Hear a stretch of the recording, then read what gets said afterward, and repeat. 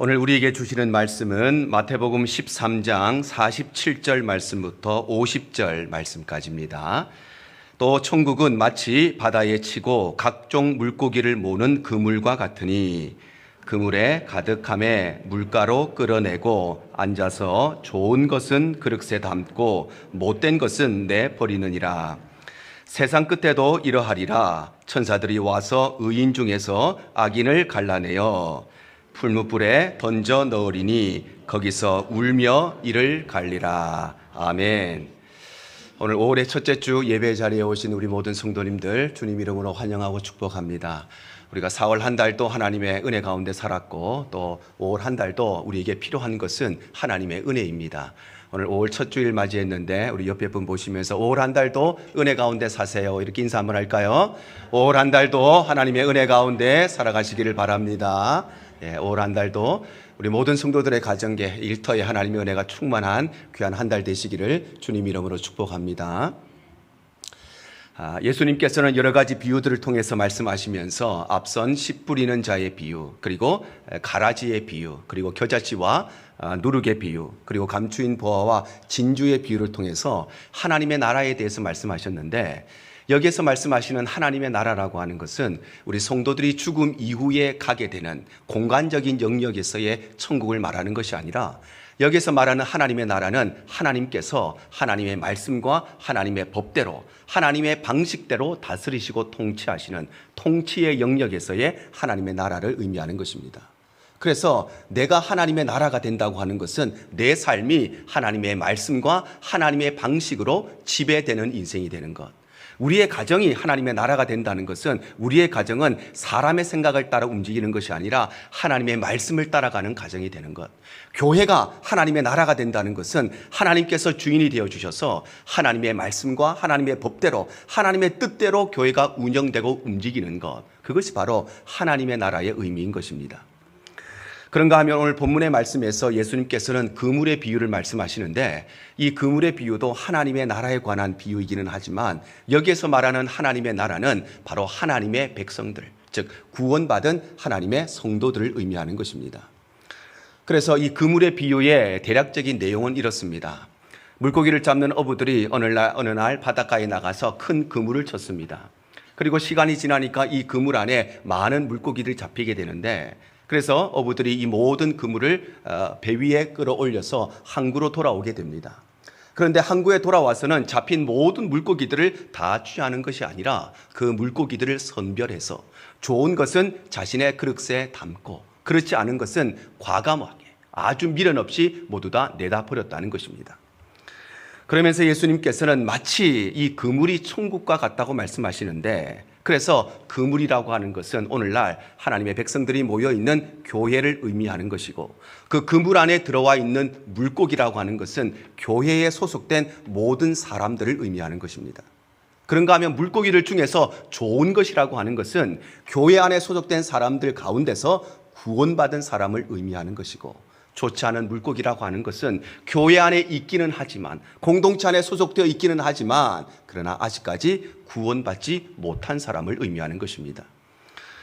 이처럼 예수님께서는 그물의 비유를 통해서 하나님의 나라, 즉 하나님의 백성들에 대해서 말씀하시는데, 그렇다면 하나님의 백성은 어떤 사람들인가? 하나님의 백성들은 어떤 특징들을 가지고 있는가? 오늘 함께 말씀 나누려고 합니다. 먼저 하나님의 백성은 어떤 사람인가? 하나님의 백성은 하나님의 선택함을 받은 사람입니다.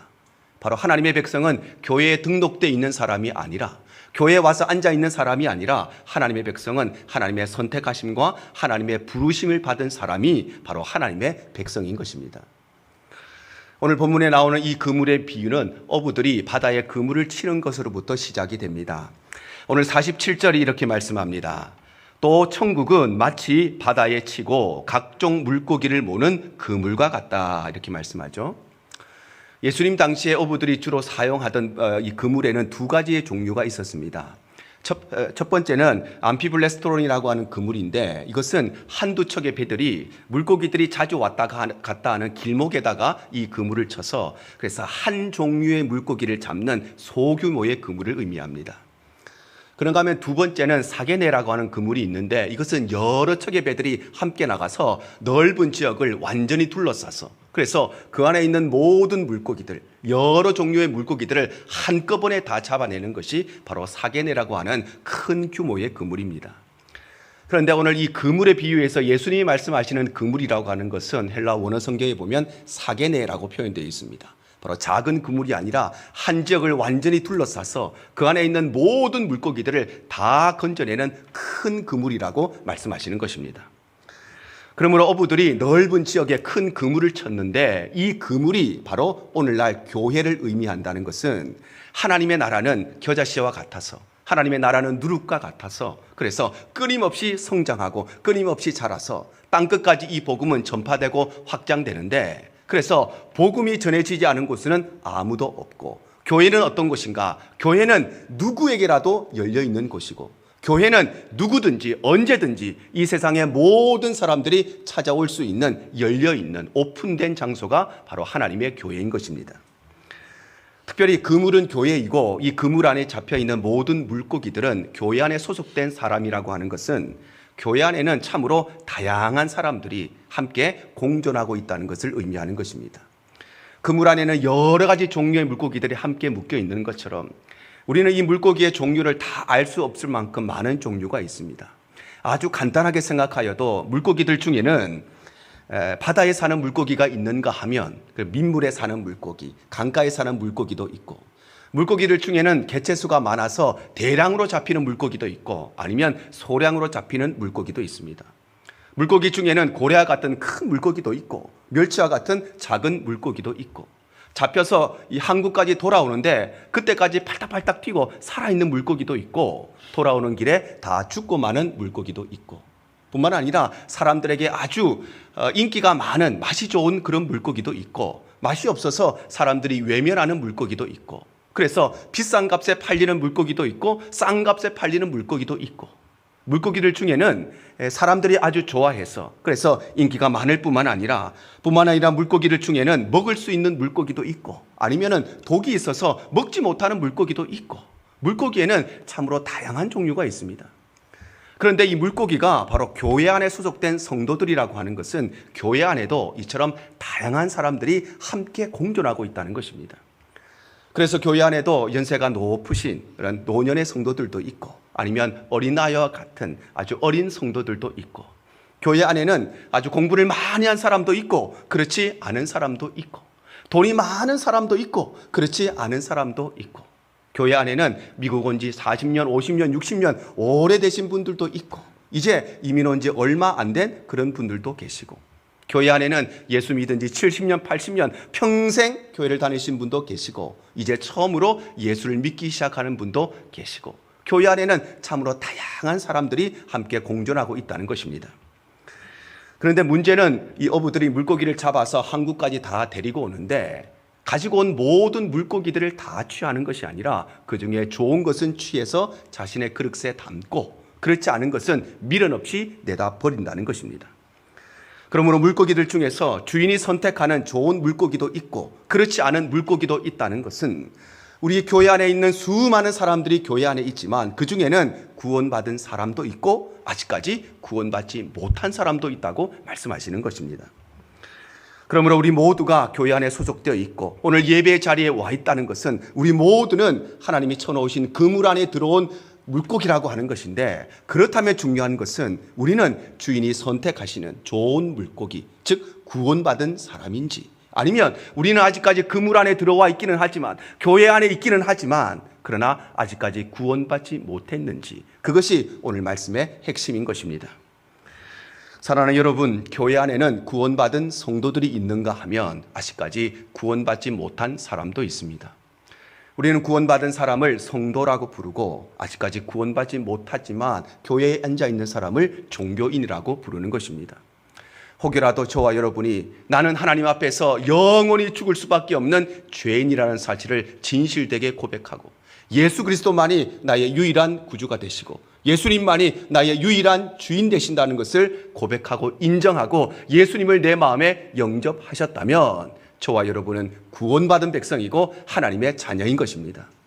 그런데 혹여라도 나는 원래 다른 종교를 믿었는데 그런데 교회 오니까 좀 마음이 편해지는 것 같아서, 다른 종교에 가보니까 내 스타일하고 잘 맞지 않고, 교회 오니까 그래도 나하고 스타일이 잘 맞는 것 같아서 그래서 교회에 소속돼 계시다면, 아니면 우리 애들 교회 보내면 좀 착한 사람으로 자랄 것 같아서, 교회 오면 내 인생이 잘 풀릴 것 같아서, 교회 오면 사람들이 좀 환영해 주어서 그게 좋아서 우리가 교회에 소속돼 있다면, 그래서 아직까지 예수를 영접하지 않았다면 참으로 죄송하게도, 참으로 안타깝게도 그 사람은 아직까지 구원받지 못한 사람인 것입니다. 그가 교회에 몇 년을 다녔던 간에 아무 상관없이, 그의 부모님이 얼마나 믿음이 좋았던가 상관없이, 내가 받은 직분이 무언가 상관없이 내가 예수를 영접하지 않았다면 그 사람은 구원받은 성도가 아니라 아직까지 구원받지 못한 종교인에 불과한 것입니다. 오늘 예배를 드리는 분들 중에 아직까지 내가 예수 그리스도를 내 마음에 영접하지 못하신 분이 계시다면 반드시 저를 찾아오시기를 바라고, 반드시 우리 교육자들을 찾아가시기를 바랍니다. 그래서 예수 그리스도의 십자가의 복음을 다시 한번 분명하게 전해 듣고 그 예수를 내 마음에 유일한 구주와 주인으로 영접하시기를 바랍니다. 그럴 때만이 우리는 구원받은 하나님의 자녀가 되고, 그럴 때만이 우리는 하나님의 백성이 되는 것입니다. 두 번째로, 하나님의 백성은 하나님의 심판을 통과하는 사람입니다. 바로 하나님의 백성은 어떤 사람인가? 교회에 등록되어 있는 사람이 하나님의 백성이 아니라, 하나님의 백성은 마지막 때, 종말의 때, 심판의 때에 하나님께서 행하실 그 심판을 통과하는 사람이 바로 하나님의 백성인 것입니다. 어부들은 바다에서 물고기를 잡아오고 항구에 도착하면 가장 먼저 무슨 일을 하느냐? 이 물고기들을 선별하는 작업을 합니다. 오늘 48절이 이렇게 말씀합니다. 그물에 가득함에 물가로 끌어내고 앉아서 좋은 것은 그릇에 담고 못된 것은 내버리느니라. 바로 어부들은 항구에 도착하자마자 물고기를 끌어내어서 좋은 물고기와 그렇지 않은 물고기를 선별한다는 것입니다. 그런데 여기서 중요한 것은, 우리가 주목해야 될 것은, 이 어부들이 바다에서 그물을 끌어올리면 그 즉시로 물고기를 선별하는 것이 아니라, 아니면 항구까지 돌아오는 길에 미리미리 선별하는 것이 아니라, 왜 굳이 항구에 돌아와서 물고기를 구별하기 시작하는가? 그렇다는 것입니다. 그 이유는 크게 두 가지인데, 첫 번째 이유는 물고기들을 올바르게 구별하기 위해서는 일정한 시간이 필요하기 때문입니다. 왜냐하면 어떤 물고기는 먹을 수 있는 물고기인지 못 먹는 물고기인지 그냥 봐서는 구별할 수가 없고, 자세히 봐야만 구별할 수 있는 그런 물고기도 있고, 또 어떤 물고기는 맛이 너무 없어서 이 물고기를 찾는 사람이 있을지 없을지, 때로는 가끔 있기는 하지만 그런데 때로는 필요가 없어서 버려지는 물고기도 있기 때문에 이 물고기는 항구까지 가봐야 그 가치를 알 수 있는 그런 물고기도 있기 때문입니다. 그래서 어부들은 그물을 배에 끌어올리자마자 곧바로 물고기들을 선별하는 것이 아니라 일정한 시간이 지난 이후에, 항구에 도착하고 난 뒤에 물고기들을 좋은 물고기와 그렇지 않은 물고기로 구별을 하는데, 이것은 다름 아니라 하나님의 심판 역시도 일정한 시간이 지난 이후에 하나님께서 그 심판을 행하신다는 것입니다. 그래서 하나님께서는 노아의 시대에 이 세상에 사람의 죄악이 가득해 있다는 것을 알고 계시고 다 보셨지만, 그럼에도 불구하고 즉시로 홍수 심판을 내리신 것이 아니라 오랜 시간, 일정한 시간이 지난 이후에, 하나님께서 정하신 120년의 시간이 정한 이후에 하나님은 홍수 심판을 시작하시는 것입니다. 창세기 6장 5절과 6절이 이렇게 말씀합니다. 여호와께서 사람의 죄악이 세상에 가득함과 그의 마음으로 생각하는 모든 계획이 항상 악할 뿐임을 보시고 땅 위에 사람 지으셨음을 한탄하사 마음에 근심하셨다, 이렇게 말씀합니다. 바로 하나님께서는 세상에 가득한 죄악을 바라보시고, 그리고 그것 때문에 마음에 근심도 하시고 한탄도 하셨는데, 그렇다고 해서 곧바로 홍수 심판을 내리신 것이 아니라 하나님은 일정한 시간이 지난 이후에 정할 때가 되었을 때에 그제서 하나님은 홍수 심판을 시작하신 것입니다. 소돔과 고모라를 심판하실 때도 마찬가지입니다. 창세기 13장 13절입니다. 소돔 사람은 여호와 앞에 악하며 큰 죄인이었더라. 바로 소돔 사람들은 죄인이었다. 그리고 이 소돔성은 죄악으로 가득 차 있다는 것을 하나님은 다 보시고 다 알고 계셨음에도 불구하고 즉시로 불을 내리셔서 심판하신 것이 아니라, 하나님은 일정한 시간이 지난 이유가 되었을 때, 하나님의 때가 되었을 때에 하나님은 불과 유황으로 그것을 심판하신 것입니다. 예수님께서도 마찬가지입니다. 예수님은 12명의 제자를 부르셨지만 그 중에 가룟 유다의 정체를 이미 처음부터 다 알고 계셨습니다. 그럼에도 불구하고 예수님께서는 3년 동안 그를 사랑하시고 그와 동고동락하시며 다 알고 계셨음에도 불구하고 그 가룟 유다의 마음에 무슨 마음 품고 있는지 다 알고 계셨음에도 불구하고 예수님은 3년 동안 그에게 일도 맡기시고 그를 말씀으로 양육하신 것입니다. 왜냐하면 우리 주님께서는 그가 회개하고 돌아오기를 기다리고 또 기다리셨기 때문입니다. 그런가 하면 어부들이 바닷가에서 먼저 배 위에서 선별하지 않고 항구에 돌아와서 물고기를 선별하는 이유는 선택해서 취해야 하는 물고기들과 그리고 미련 없이 버려야 하는 물고기들을 한치의 오차도 없이 정확하게 선별하기 위해서입니다. 오늘 48절 한 번 더 보시면 이렇게 말씀을 합니다. 그물에 가득함에 물가로 끌어내고 앉아서 좋은 것은 그릇에 담고 못된 것은 내버리느니라. 바로 항구에 도착해서 물고기들 구별하는데 어부들이 어떻게 하느냐? 앉아서 한다는 것입니다. 여기서 앉아서 한다는 것은 대충 한다는 것이 아니라 오랜 시간이 걸린다 할지라도, 그래서 더 많은 수고와 더 많은 힘이 든다 할지라도 이 물고기를 구별하는 것을 한치의 오차도 없이 정확하게 분명하게 신중하게 이 일을 행한다는 것입니다. 이처럼 어부들은 그릇에 담을 물고기들, 버려야 되는 물고기들을 대충 눈대중으로 선별하는 것이 아니라 가장 정확하게, 가장 오차 없이 일을 진행하는데, 이 말은 하나님의 심판 역시도 대충 하시는 것이 아니라 하나님은 너무나 정확하게 그리고 한치의 오차도 없이 심판을 행하신다는 것입니다. 그래서 예수님께서는 가라지의 비유를 통해서 이렇게 말씀을 하셨죠. 마태복음 13장 28절 하반절에서 30절 상반절입니다. 성경이 이렇게 말씀하십니다. 그러면 우리가 가서 이것을 뽑기를 원하시나이까? 주인이 이르되 가만두라. 가라지를 뽑다가 곡식까지 뽑을까 염려하노라. 둘 다 추수 때까지 함께 자라게 두라. 바로 주인은 종들에게 알곡과 가라지를 구별하는 것을 지금 당장 하지 말고 추수 때까지, 일정한 시간이 지날 때까지 건드리지 말고 가만히 두라고 말씀하시는데, 그 이유는 다름 아니라 가라지를 뽑다가 알곡까지 뽑을 수가 있기 때문에, 그래서 추수 때가 되면 가라지와 알곡을 한치의 오차도 없이 정확하게 이 두 가지를 선별하기 위해서 그때까지 기다리라고 말씀하시는 것입니다. 어느 군대 훈련소에서 있었던 일이라고 합니다. 어느 날은 주일이 되어서 한 장교가 병사들을 향해 이렇게 이야기합니다. 오늘 일요일이니까 교회 갈 사람이 있으면 손을 들어라. 교회 보내주겠다.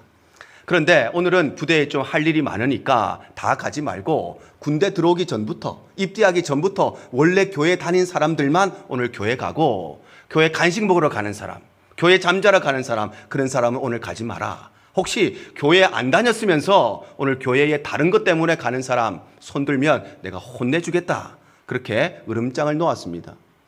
그런데 이 장교의 으름장에도 불구하고 교회 가겠다는 병사가 너무너무 많이 있었습니다.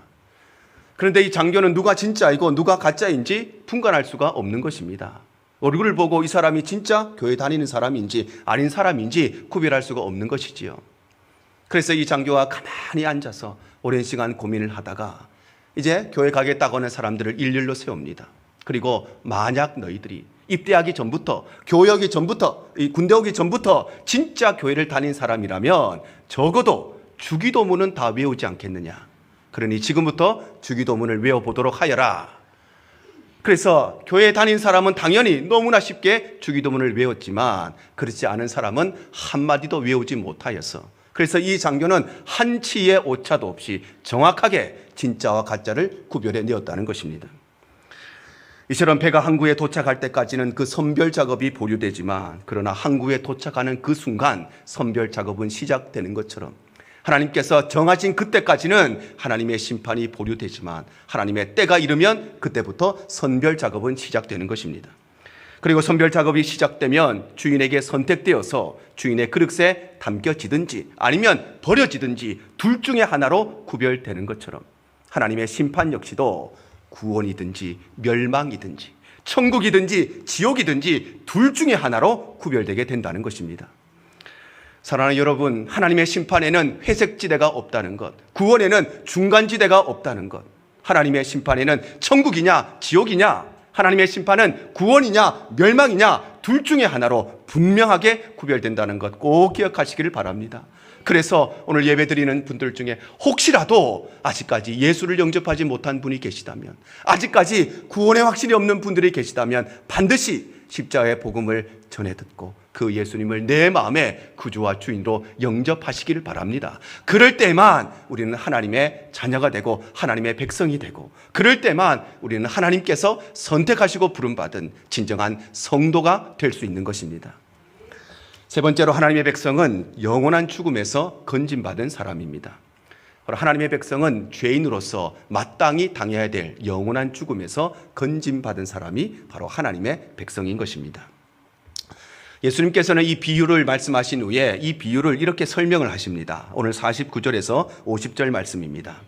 세상 끝에도 이러하리라. 천사들이 와서 의인 중에서 악인을 갈라내어 풀무불에 던져 넣으리니 거기서 울며 이를 갈리라.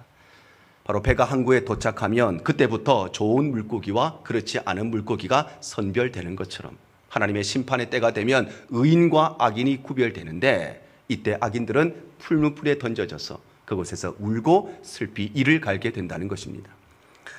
여기에서 풀무불이라고 하는 것은 단순히 죄인에게 주어지는 형벌의 수단이 아니라, 여기서 말하는 풀무불은 영원한 죽음이 있는 지옥을 의미하는 것입니다.